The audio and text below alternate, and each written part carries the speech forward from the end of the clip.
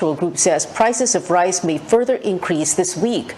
Our George Cahilas has the details. Emily Santos bought a kilo of rice at the Zurbaran market in Santa Cruz, Manila. With her limited budget, she could only buy that much after she noticed a 2 peso rice price increase. Maasa po yung binibili namin bigas. Para kasi gabing di maasa, kulang sa amin yung 1 kilo eh. The group Samahang Industriya ng Agrikultura or SINAG says the price of rice may still go up by 4 pesos per kilo with a shoot up in fuel prices. SINAG chairperson Rosendo So says from 38 pesos per kilo of regular milled rice, the per kilo cost is expected to reach 42 pesos anytime this week. Saan ba ang malaking cost na pagtaas nito? Isa is yung fuel. Dapat yung 12% VAT saka yung excise tax ang isuspende. Both consumers and the farmers get the short end of the stick. As fuel prices go up, the production cost also increases. But the farm gate price of palay is still at 21 pesos per kilo. So estimates that the production cost of palay could have been at 19 pesos per kilo even before the Russia-Ukraine war. Sa 21 pesos, may 2 pesos sila. 4 tons per hectare, 8,000 pesos lang. Pero 3 months time yun, yung taniman nila almost 120 days. Hindi pa natin kino-compute yung increase up to 62 tsaka 73. Hindi pa yun ang computation ng producers. While the Agriculture Department sees the increase in the price of rice with concern, Secretary William Dar is hoping the cost will revert with expected rollback in fuel prices this week. George Cahiles, CNN Philippines. Transport groups are calling for the smoother implementation of the Pantawid Pasada program. During House Transportation Committee hearing, the Federation of Jeepney Operators and Drivers, or FEDJADAP, complained about the rigorous process involved in claiming assistance from regulators. They added the subsidy should directly benefit drivers, not just operators. The Land Transportation Franchising and Regulatory Board says it is already in consultation with Land Bank of the Philippines in order to make the claims for benefits easier, especially for drivers. Hindi daw po talaga sila nakukuha. Ang katanungan ko po nga sa kanila, talagang yung mga driver, hindi naman po talaga sila makukuha. Yung beneficiary po niyan, yung driver. Pero yung tanging makakakuha po nito, yung mga operator, which is lahat po ng mga existing requirements na hinahanap po ng ating gobyerno ay manggagaling po sa operator. Consistent with the law, we have implemented the program whereby klarong-klaro po doon na yung beneficiary ay yung qualified legitimate franchise holder. So even on our part, when we devise the implementation plan, hindi na namin pinagtatalunan patungkol dito.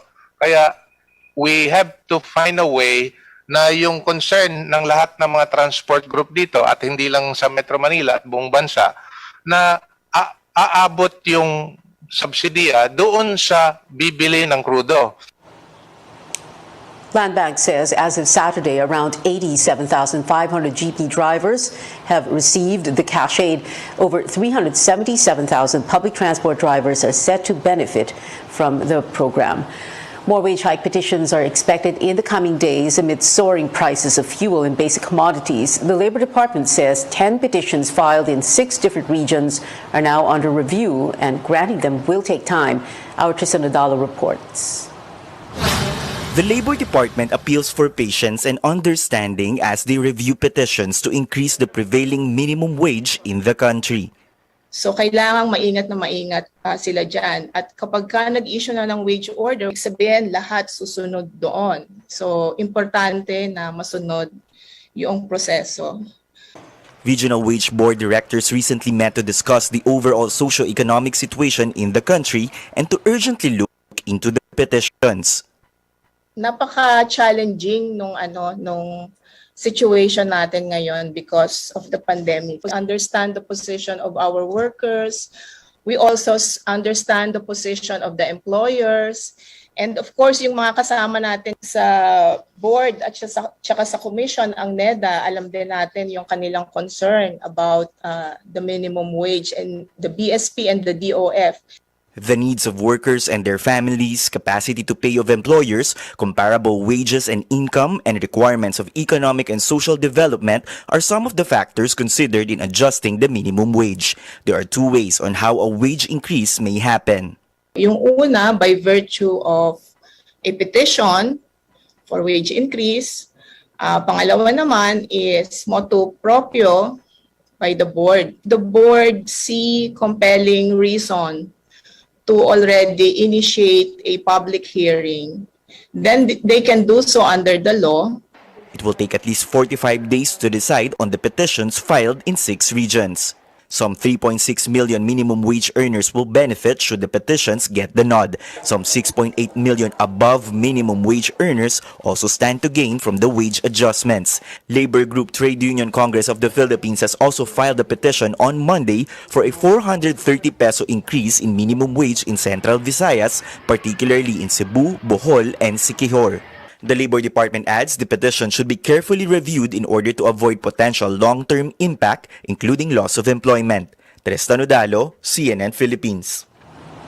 TUCP also planning to file a wage hike petition in Central Luzon, Northern Mindanao, Calabarzon, Davao Region, and the Zamboanga Peninsula.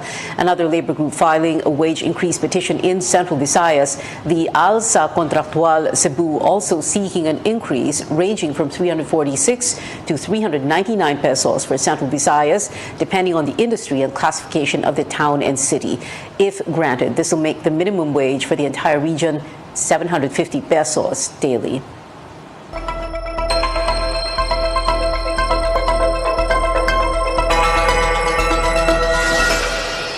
Ukraine rejects terms set by Russia to give up the besieged city of Mariupol on day 26 of the war. The port city, home to around 450,000 people, has been under constant attack since earlier this month. While the Russian ultimatum offered safe evacuation for Ukrainians who will choose to surrender, there is no guarantee for those staying in Mariupol. World leaders have repeatedly accused Russia of targeting civilians.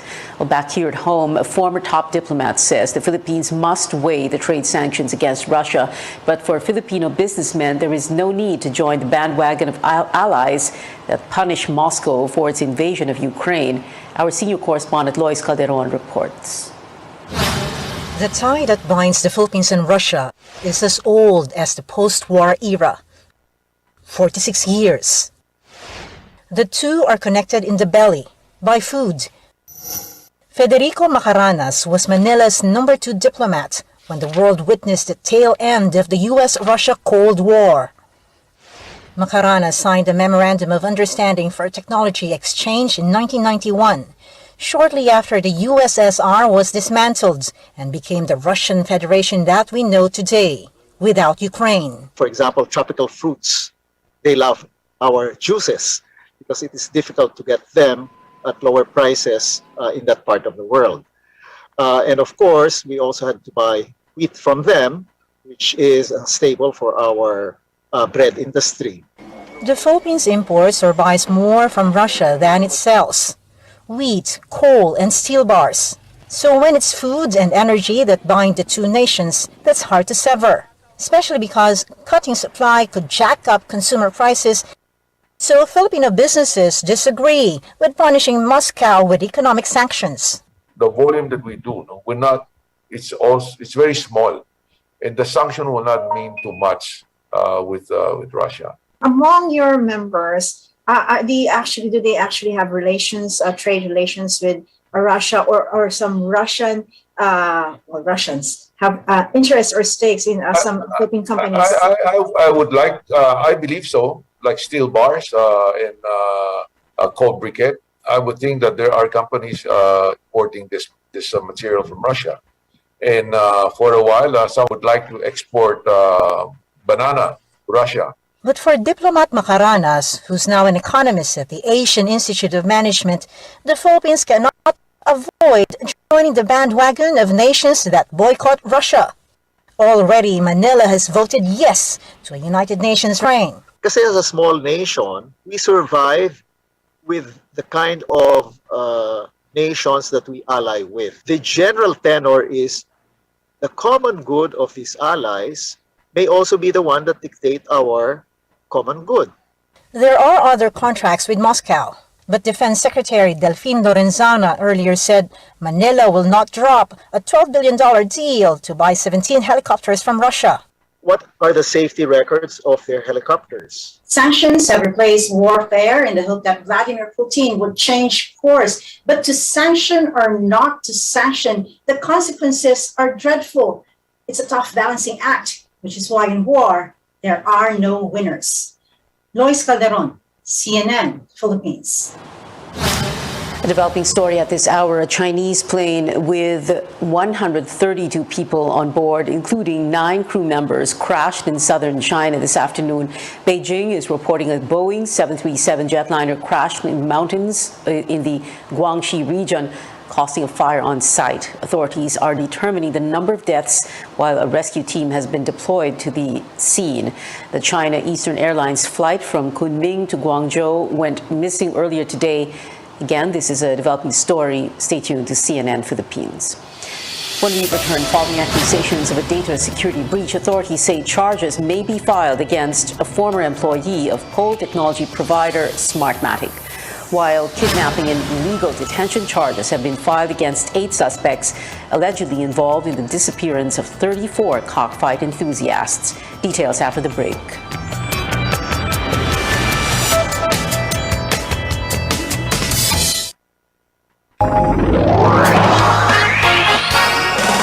RPN DXKP Pagadian, ang inyong Radyo Ronda. RPN Radio Philippines Network. Radio Philippines Network. Live to the world, pinaagi sa FB page, karon mag-download na. Pinaagi sa Google Play og Apple Store, YouTube og Twitter. Alang sa mas kipakuskan nga mga balita, komentaryo, kasayuran og kalingawan. Ang mas kipakuskan nga inyong Radyo Ronda. Member, kapisanan ng mga broadcaster ng Pilipinas.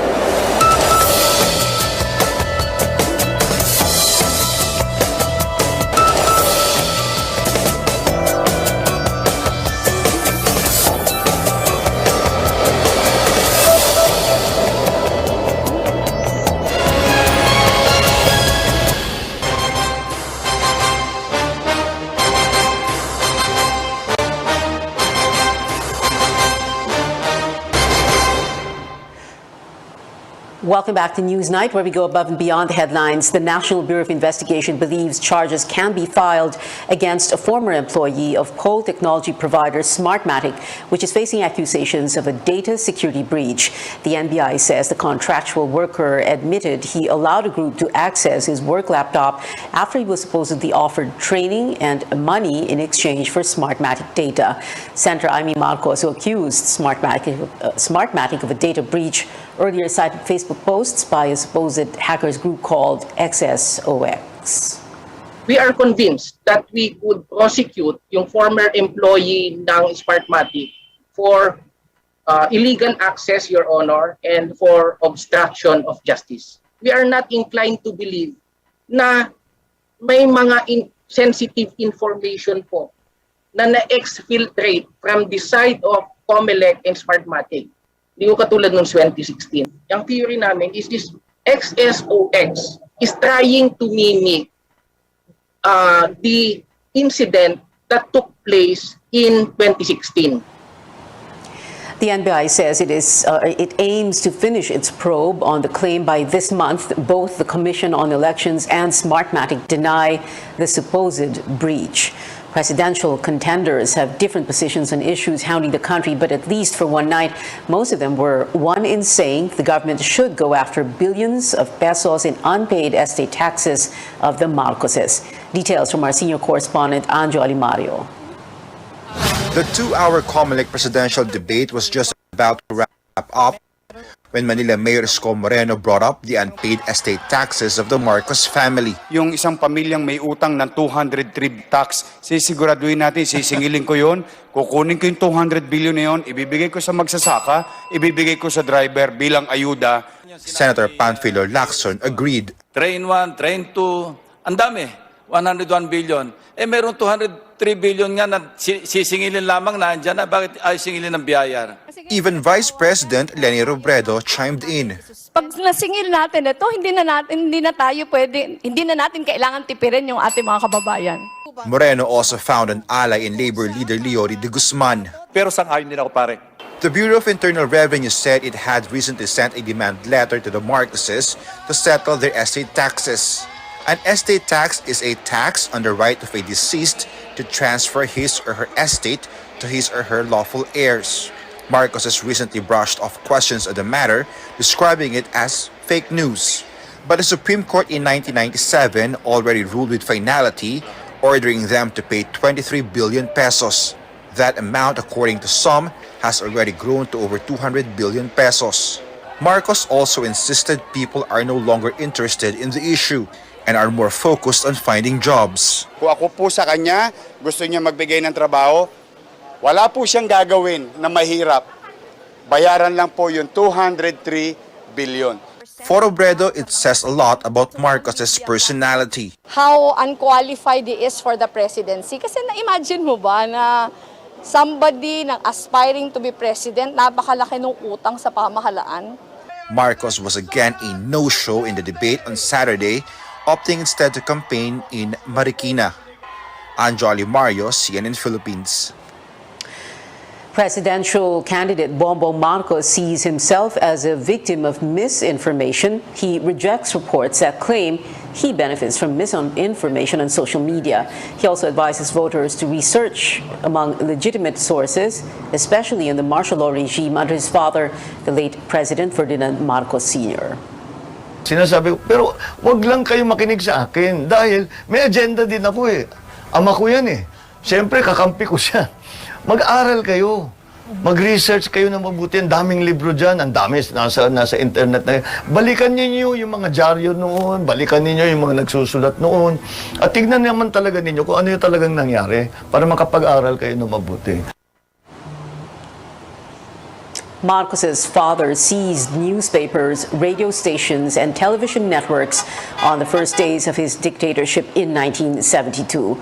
During last Saturday's COMELEC-sponsored debate, Vice President Leni Robredo said she's mostly the victim of misinformation and that Marcos benefits most from it. But she appealed to her supporters to stay grounded when talking to people who back other candidates. Kahit napakarami na natin ngayong gabi, marami pa din ang hindi natin kasama. Kaya po, tara na! Ipanalo na natin ito! Last Sunday, Robredo's supporters filled Emerald Avenue and nearby streets in Ortigas-centered Pasig City with pink in her biggest campaign rally yet. Pasig police say over 90,000 people attended the event. Organizers say the number was around 130,000.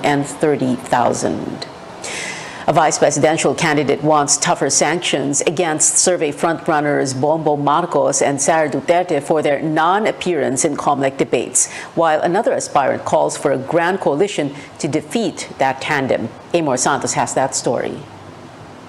Where are you? Nasaan ka? Nasaan ang pera? Ibalik mo na ang pera. On stage, it's unfortunate that Sara is not coming to the debates. And off stage, vice presidential candidates were up in arms over the absence of the Marcos-Duterte tandem in COMELEC's debates over the weekend. Former Akbayan Party List Representative Walden Bello wants tougher penalties against them. Yung ginagawa ho niyong penalty, yung hindi sasama sa e-rally, my God, ang hina ho niyon. We need to get something from these people to penalize them, like a big, huge penalty, like 203 billion pesos. But the poll body says in the absence of a law requiring candidates to attend, the debates will remain voluntary. Its Anbank, however, will discuss other possible sanctions. Hindi natin pwedeng pilitin yung mga kandidato na ayaw sumama. Before the debates even started, pro-life advocate Rizalito David already called for unity against the survey frontrunners. He says he's willing to withdraw from the vice presidential race and support the strongest contenders versus Marcos and Duterte, and his rivals should follow suit. I don't mind supporting Senator Soto, no? And I don't mind supporting Lenny Robredo. But the other contenders won't budge, not even Soto. I'm speechless. I wish to thank him for considering me as a possible alternative candidate. You must remember, yung mga lumalamang, ito sa atin lang, di ba? Factual. Yung mga lumalamang, by this time, 6 years ago, talo. It's too early to make decisions of that sort, but clearly I'm out to win. COMELEC's next presidential debate is set on April 3, followed by another back-to-back face-off on April 23 and 24. Amor Santos, CNN Philippines.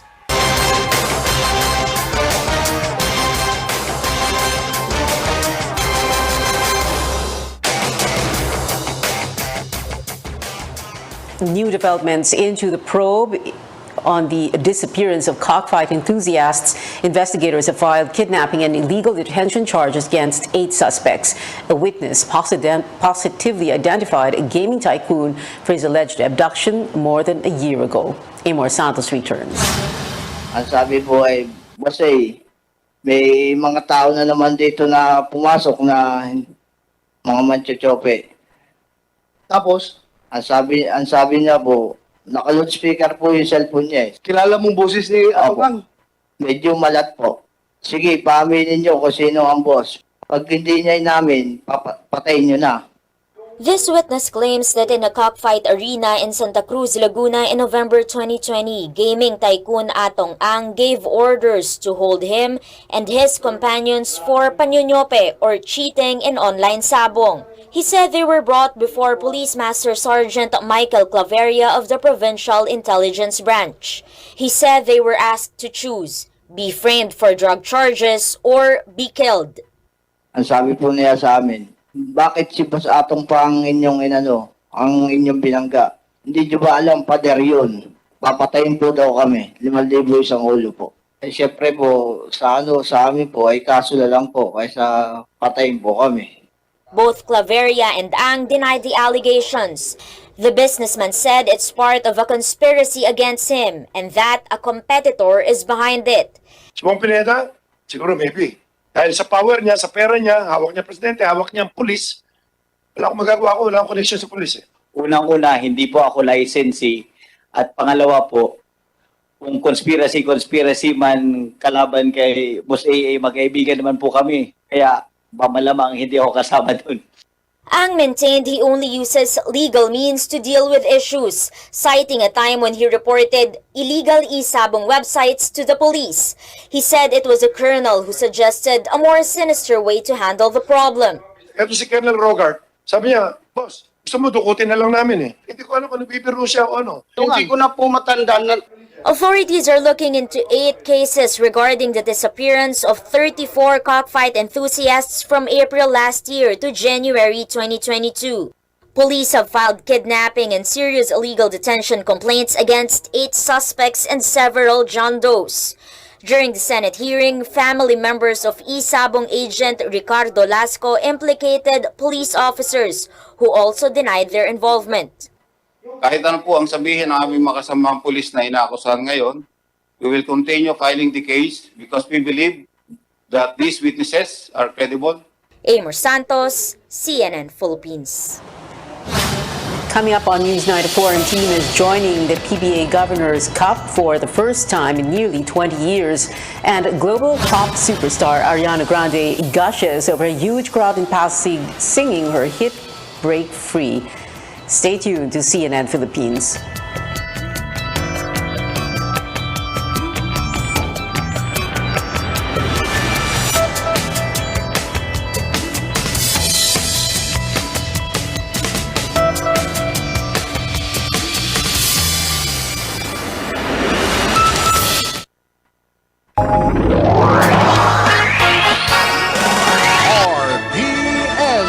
DXKP Pagadian.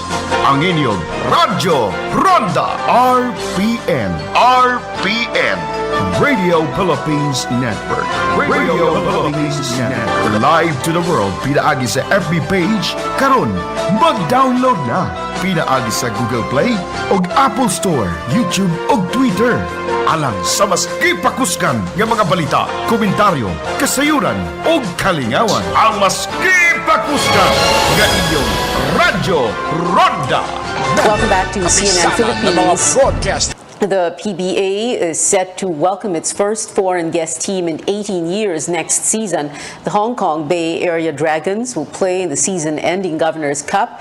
It represents Greater China with top free agents from mainland China, Hong Kong, Macau, and Chinese Taipei. The PBA Board of Governors gave the go signal in line with their partnership with the East Asia Super League.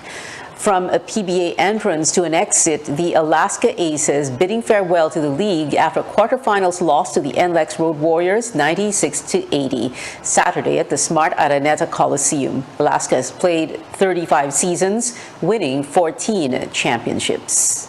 And pop star Ariana Grande and Phil-Am social media star Bretman Rock became the talk of the internet because of posts related to Leni Robredo's presidential campaign. Grande shared 2 videos of Robredo's Pasig campaign rally when the crowd sang to her song, Break Free. The singer's caption reads, quote, "I could not believe this was real."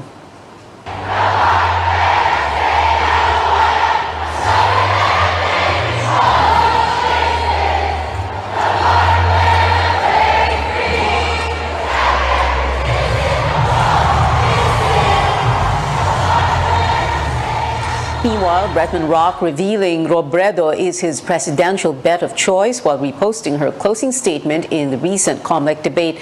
The vlogger said, quote, "My president is a woman," unquote.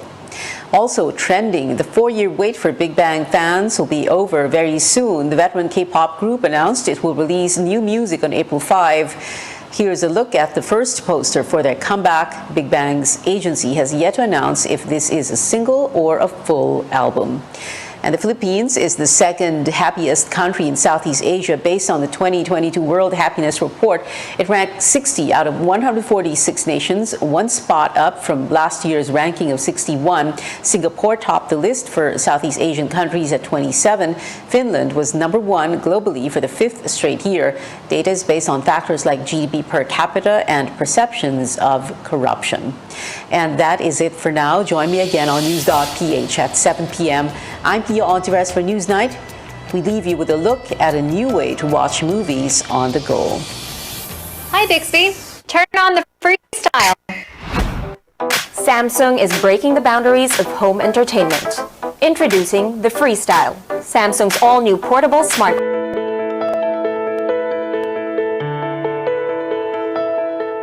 1 in 8 women will develop thyroid problems in their lifetime.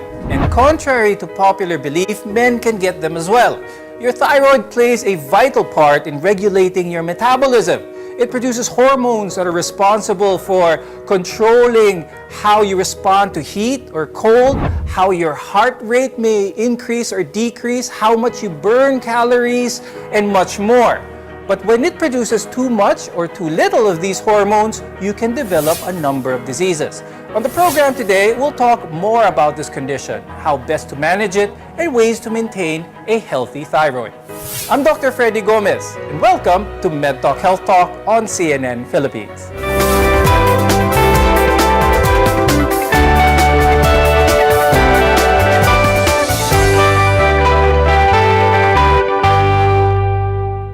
If you experience sudden weight gain or weight loss, there might be something wrong with your thyroid. Our guests are here today to tell us more about this. With us is Dr. Monica Kating Cabral, who is an endocrinologist from Asian Hospital and Medical Center. Also with us is Dr. Arjelin Ong, who is an ENT head and neck surgeon from the Medical City and co-founder of Celto Medico. Now, this topic, the thyroid, is very interesting because a lot of our viewers may be familiar with some of the disease entities but not so familiar on how a normal thyroid should be. Dr. Arj, saan ba nakikita ang thyroid natin? At normally, ito ba'y nakakapa? Well, our thyroid gland is a butterfly-shaped gland that is found here at the front of the neck. So all of us have it. It's located here, somewhere below the Adam's apple. And normally, you will not be able to feel it, and it's not palpable or it's not noticeable in normal individuals. Dr. Mitos, when it comes to function, ano ba yung role ng thyroid gland sa katawan ng isang tao? The thyroid makes thyroid hormone, and this is the hormone that controls our metabolism.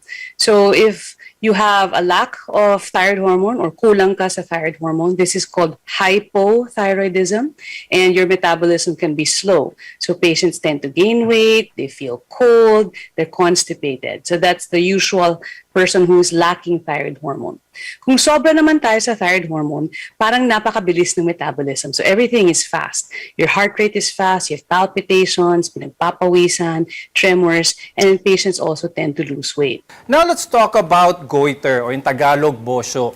Normally, this is very common in the Philippines, especially in certain areas. Dr. Mitos, bakit kaya this is the case, na this is common in certain areas of the Philippines as opposed to others? Before, actually, this was very common in the areas like the mountain provinces, way up in the mountains where we don't get seafood. So what's important about that?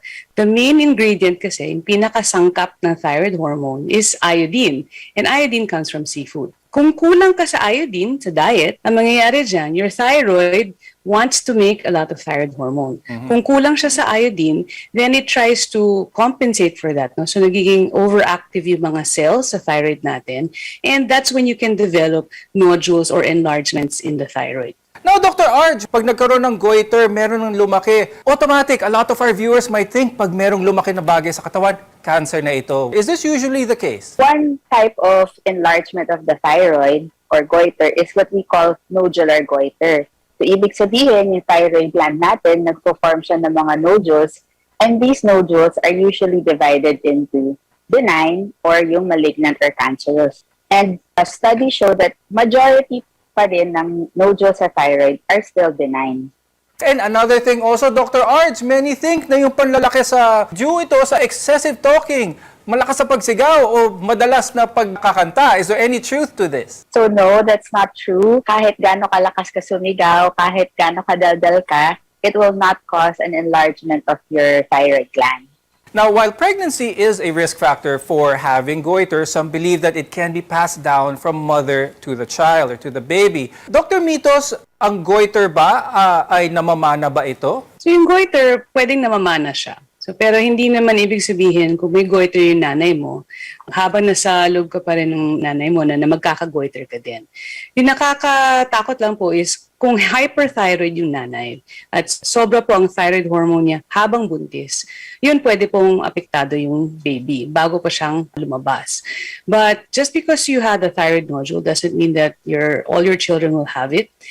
There is a risk kung nagkaroon po ng nodule that is cancerous. There are certain types of thyroid cancer that can run in families. No? So that's the one thing that we have to identify. Kailangan po malaman kung may bukol po tayo sa thyroid, ano kaya yung dahilan.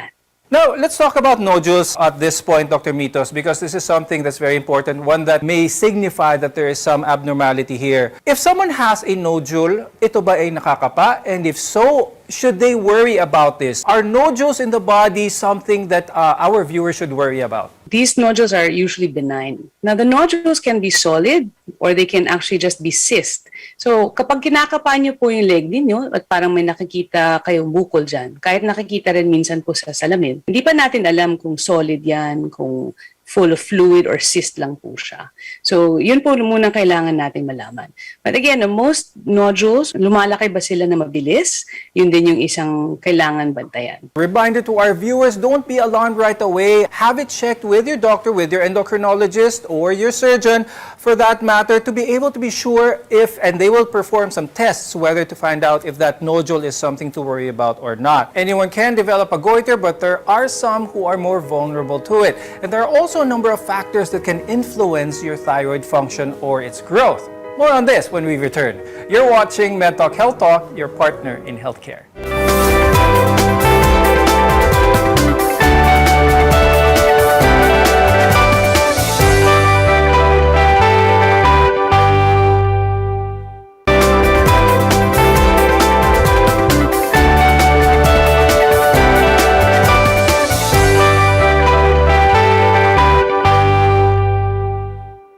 Dr. Freddy Gomez, and welcome back to MedTalk Health Talk, where caring is our calling.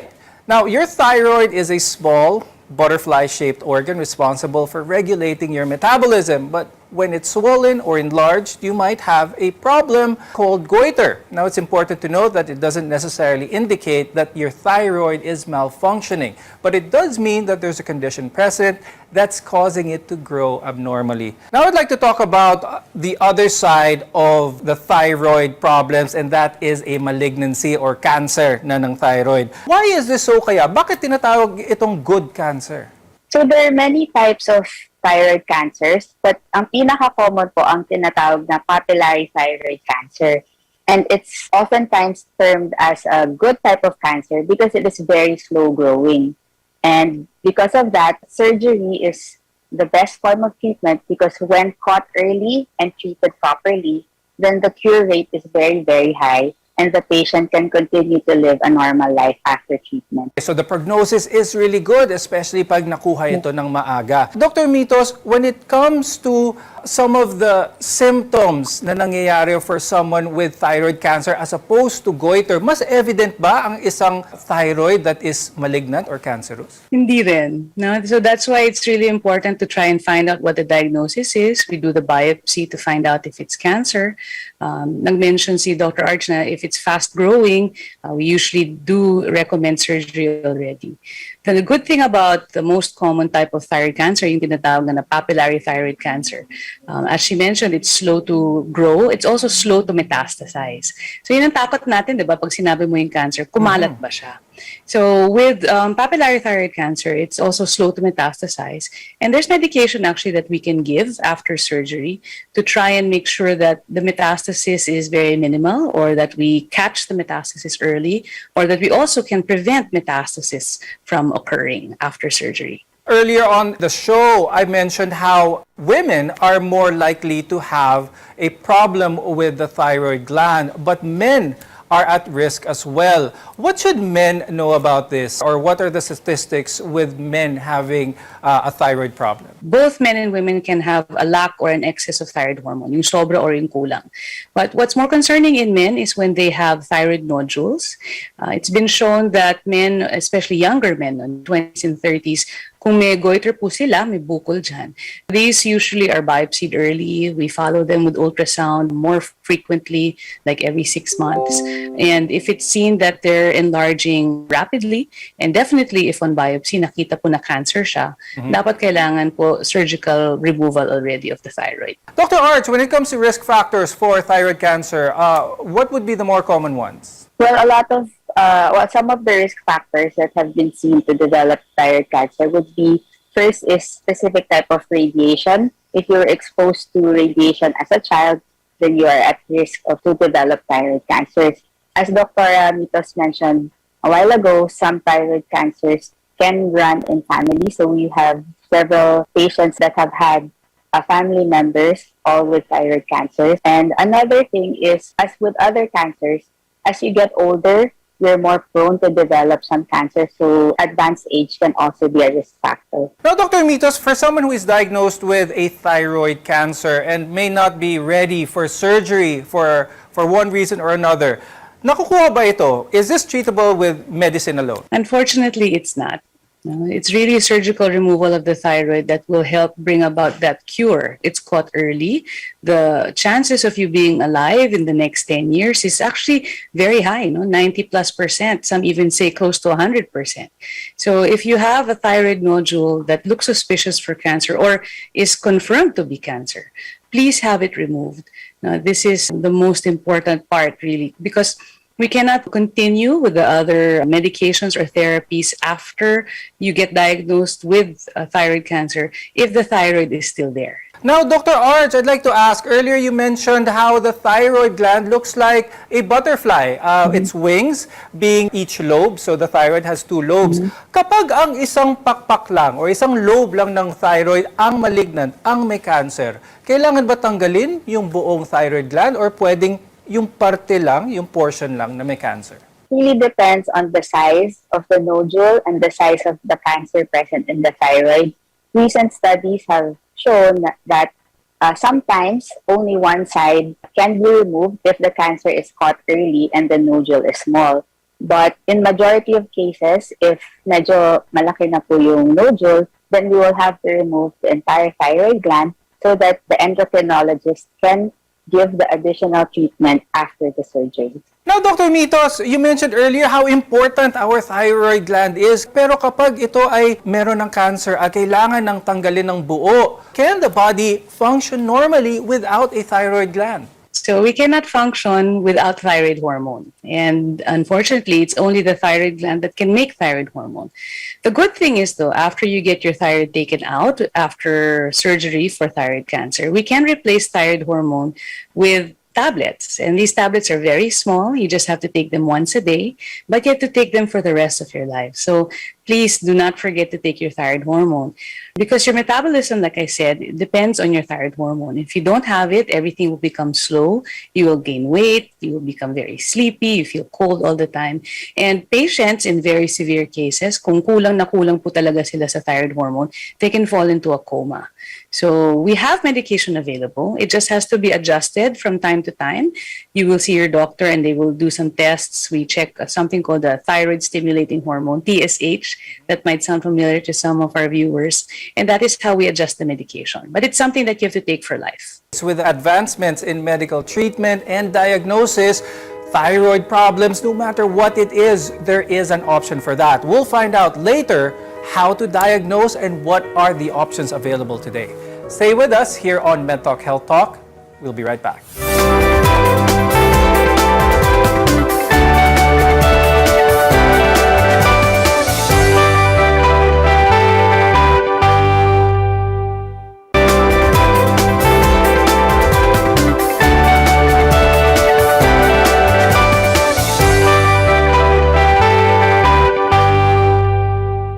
I'm Dr. Freddy Gomez, and this is MedTalk Health Talk, your partner in healthcare. So we've been talking about the thyroid and how a lot of the problems with the thyroid, merong solusyon po para sa mga ito. Now let's talk about how to determine or how to diagnose na meron tayong problema sa thyroid. Dr. Mitos, what is the most simple and most cost-effective test that is done for the thyroid that can yield a good amount of information for the doctor? So the best screening test that we do for thyroid function is the TSH, the thyroid stimulating hormone. So when TSH is high, we sometimes think about hypothyroidism. When it is low, we think about hyperthyroidism. So if we're screening somebody for a thyroid problem, we just use a TSH. Now, Dr. Arj, let's talk about the biopsy. Many people are hesitant when they hear the word that they need a biopsy on their thyroid gland. How important is this? And is this something that the patient can do without? So usually, pag ang isang patient may nakakapasang nodule, the doctor will request for an ultrasound. So the first step in doing a biopsy of the nodule is to do a fine needle aspiration biopsy. And many times it is done ultrasound guided so that you can get an accurate sample.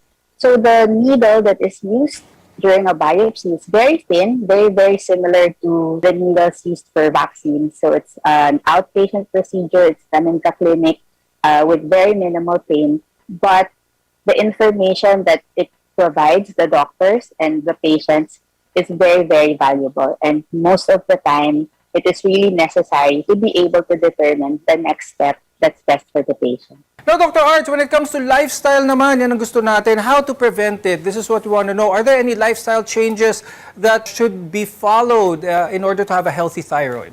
One of the important factors in thyroid diseases is really iodine. The use of iodized salt has really helped a lot in preventing some of our thyroid diseases. And in general, living a healthy lifestyle, not smoking, moderate alcohol intake, will make you healthy overall. Dr. Mitos, there's been some recent studies on some links between obesity and thyroid cancer. Could you talk a little bit more about this? In general, obesity has a relationship with a lot of cancers, not just thyroid cancer. And it's also because of the alterations of hormones within the body. There can also be alterations in a woman's life, for example. That's why you mentioned earlier in the program that women tend to have thyroid cancer more than men. And this is also because of the hormonal changes that occur during menstrual periods or during menopause. So in order to maintain really a healthy lifestyle, and to maintain a healthy thyroid, it's really maintaining a healthy weight, eating properly. Some though might tend to think, okay, if I have a goiter, maybe I should eat more seafood. Let's just be careful about that, especially if you're not sure if you are hyperthyroid or not. Because like I said, iodine is the main ingredient in thyroid hormone. And if you eat too much seafood, you could be making actually more thyroid hormone. So if you have those symptoms of hyperthyroidism, palpitations, sweats, unexplained weight loss, please see your endocrinologist so that you can get tested properly for your thyroid hormones. Before we go, Dr. Arj, do you have any parting words or advice for our viewers when it comes to their thyroid? Yeah, so for our viewers and for everyone watching, if you ever feel something sa leeg na po, kung may nakapa kayo, go see your doctor right away. Because as mentioned a while ago, nodules, whether benign or malignant, once caught early, if the diagnosis is done at a prompt time, then the disease is very curable and you'll be able to live a normal life after. Now, Dr. Mitos, any final words from you? Huwag pong matakot uminom ng malamig na tubig, pwede pong kumanta, pwede pong maging madaldal, pwede magbuhat ng mabibigat. Di po ito magiging sanhi ng bosyo o goiter. And if you're concerned po about your thyroid function, please go see your endocrinologist. We can do a very simple blood test to find out if you need thyroid hormone replacement or if you need to control the amount of thyroid hormone that you make. While it's a common condition, those living with goiter or any thyroid disease can go on to live normal lives. All you need is proper management and treatment. Thank you, endocrinologist Dr. Monica Kating Cabral and ENT head and neck surgeon Dr. Arjelin Ong for being with us today and sharing your time and your insights. I'm Dr. Freddy Gomez, and thank you for watching.